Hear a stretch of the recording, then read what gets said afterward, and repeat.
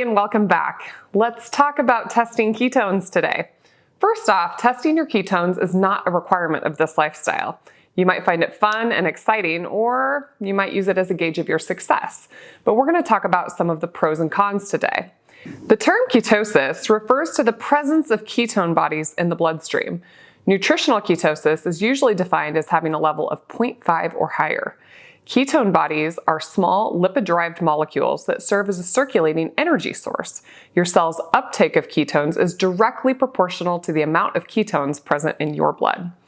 To take up the ketones, you need MCT transporters, not to be confused with medium-chain triglycerides found in coconut oil. How rapidly that you use ketones depends on your transporters. Think of them like little gatekeepers, letting cars off and on the highway. This means that if two people followed the same diet, they would still have different ketone levels. They would make them at a different rate and use them at a different rate too. There are three types of ketones that your body makes. These are called endogenous ketones, different from exogenous, which means from outside the body. Acetone, acetoacetate, and beta-hydroxybutyrate are the three ketones. These ketones can all be tested in different ways. Acetone is excreted in the breath.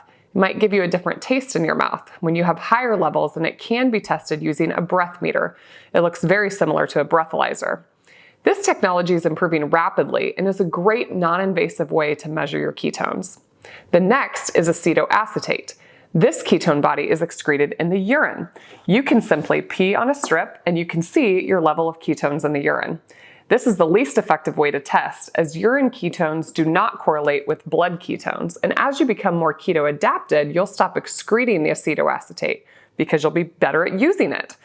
The last one is BHB, or beta-hydroxybutyrate. This is the most bioactive ketone in the body. You test for this one by blood, either having your blood drawn or poking your finger. Let's test my ketone levels and see where they're at. These strips can be a little bit expensive, which is why this form of testing comes with the most expense. And of course it's invasive because you have to poke your finger.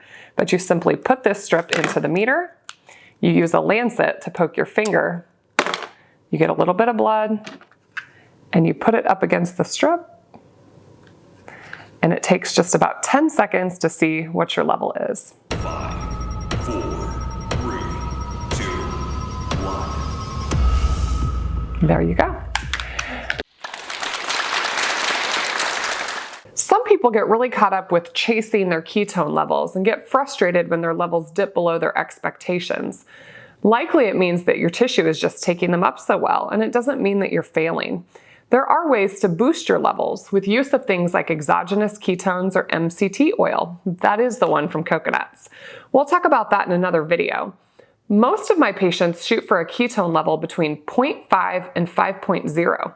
For reference, levels of ketones found in pathological conditions like diabetic ketoacidosis are much higher. But interpreting ketones along with glucose can be helpful in determining your glucose ketone index. Yes, very good, very good. I hope this was helpful for you. Feel free to comment and ask your questions below. Like and share this video. Make sure you subscribe to my channel. Turn on your notifications so that you can see our future content.